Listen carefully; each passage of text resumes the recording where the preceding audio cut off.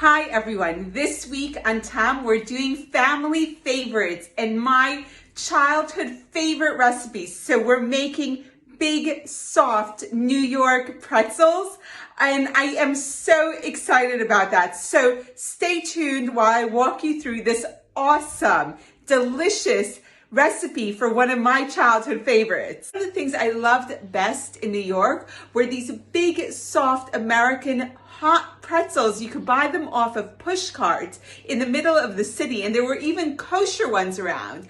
And it was just delicious. But when you try to make them at home, they don't always come out the same. You don't get that brown, gorgeous texture. So there's a whole load of science. I usually concentrate on the history and push carts in New York. That's all historical and well known.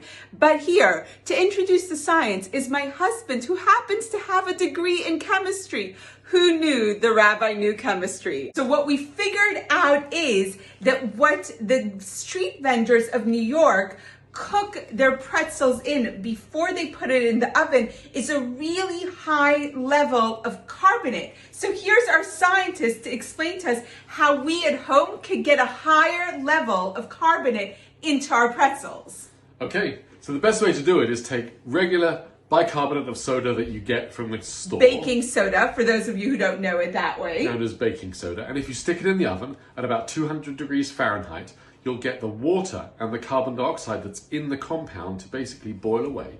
And what you're left with is not bicarbonate of soda, but sodium carbonate. One carbonate of soda. So basically, this is what I'm understanding. Bicarbonate of soda or baking soda has two compounds and we're getting rid of one of them. We're reducing the amount of carbonate bits on the sodium from sodium bi, meaning two carbonates, to sodium carbonate, which is one. So all right. One carbonate Yay! out, one carbonate in, and you're going to get gorgeous pretzels. But that's up to you. The first thing we have to do is stick our baking soda out of the way. We're putting 1 cup worth of baking soda on a tray in the oven for a full 2 hours. So check it out. Here is my baking soda. Here is my tray. I'm going to lay it out. I'm going to cook my baking soda for 2 hours at 250 degrees Fahrenheit, which is about 120 Celsius for 2 hours to try to evaporate that extra carbonate molecule. Yay for science! My baking soda is baking in the oven, and now it's time to get started with the pretzels themselves. So what I have here is 2 packets of instant dry yeast. That is 14 grams. Each package has 7 grams. I'm gonna add that to my warm water, which I have here ready to go. So let's add that in with a little bit of the sugar that I have going to the rest of the recipe. So I'm going to take some out and add it, and let's give it a bit of a mix. And then we need about 5 minutes to make sure that the yeast itself proves. Okay, so my yeast mixture is foamy.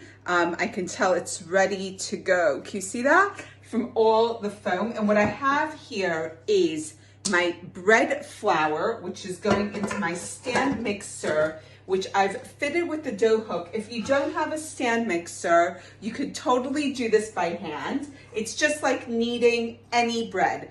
To this, I'm gonna add the remaining sugar I have, plus some salt. So it's 2 tablespoons sugar, 2 teaspoons salt. And to that, I'm gonna add my yeast mixture. So the yeast is going in, as well as melted butter or margarine. Your choice goes in there. So that's all going in, and we're gonna set my stand mixer to mix for about 5 minutes on low. And then hopefully my whole dough will come together without me actually having to knead it, but you could totally do it yourself. And our pretzels are underway. This is super, super exciting. Yay! Our dough has been kneading in the mixer for the last 5 minutes. I'm gonna turn it off. And what you're looking for is this very soft dough, which is ready to go. So I'm just gonna disattach it. disattach it, is that even a word? From the machine. Give it a little bit of a knead here on the surface, just a couple of mushes. And you can see it's like super soft and super malleable. I am putting it in a bowl which I oiled. I'm gonna cover it, either you could do plastic wrap or a damp tea towel, because we really don't want it to dry out. And I'm gonna let it rise for the next hour until it's doubled in size, and then we're gonna get pretzel making. So my baking soda that we put to cook in the oven for 2 hours has come out, and I've measured out 130 grams. So you need to cook the full amount. I have a little bit left over, but not much. So my 130 grams of baking soda is ready to go. I have a pot that's gonna come to a boil. I'm gonna add my baking soda. It's like a school science experiment going on here. And my dough has been rising for the last hour, so it's ready to come out. And what we're gonna do now is I'm gonna actually oil my surface.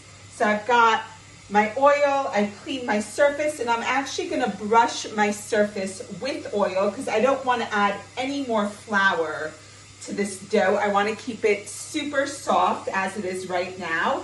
So I'm working on a slightly oiled surface. And what we're going to do is we're going to get our dough out and, ooh, wait, water's coming to a boil. So it's time for our science experiment. Woohoo! Okay, it all went in and it's going to be ready and waiting for me when the pretzels are ready. So dough is out. I'm actually going to divide the dough. Let's see. Let's punch it out a bit. And I'm going to divide it into quarters as best I can. And then I'm going to divide each quarter into 2 because I'm going to get 8 pretzels out of this dough. I know it looks like a lot of work for just 8 pretzels, but these are like big ballpark New York street vendor sized pretzels. So we're going to be working fairly quickly. If you're not working quickly, have a tea towel ready to cover up the dough you're not working on so it doesn't dry up. And we're going to roll each one of these segments of dough into a long rope. So working with one section at a time, and you're going for about 20 inches of a rope, and we're a little bit trying to taper it at the end. So now we need to do the traditional pretzel twist. So let's make some room here. Can you see our long rope of dough? And you need to make a U shape. We've got the U, and then we cross over. Do you see that? And then we're gonna cross again. So we've crossed twice, and then we bring our ends down, and you have a pretzel shape, woohoo! And that goes onto a cookie sheet, which I've already oiled. So we're gonna keep on going, and we're gonna keep on rolling all of them out until all the pretzels are rolled and ready to go into our boiling water with baking soda. All my pretzels are shaped, my water is boiling, and I am ready to go into the pot with my pretzels. This is the most important part of the pretzel making process. So onto my spatula, one pretzel at a time goes into the water that's boiling with the baking soda that we cooked. And what's gonna happen is 15 seconds on one side, 15 seconds on the other side.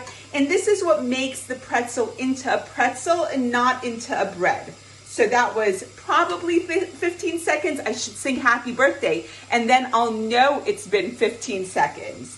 And what happens is that it prevents the dough from expanding too much and gives us that classic New York pretzel texture that's chewy and doughy. I don't know why we love that, but we do. So I'm gonna boil all the pretzels, and then we're gonna stick them in the oven. So all our pretzels have been boiled. I'm now brushing the top of the pretzels with a little bit of beaten egg yolk, and then I'm gonna sprinkle some salt.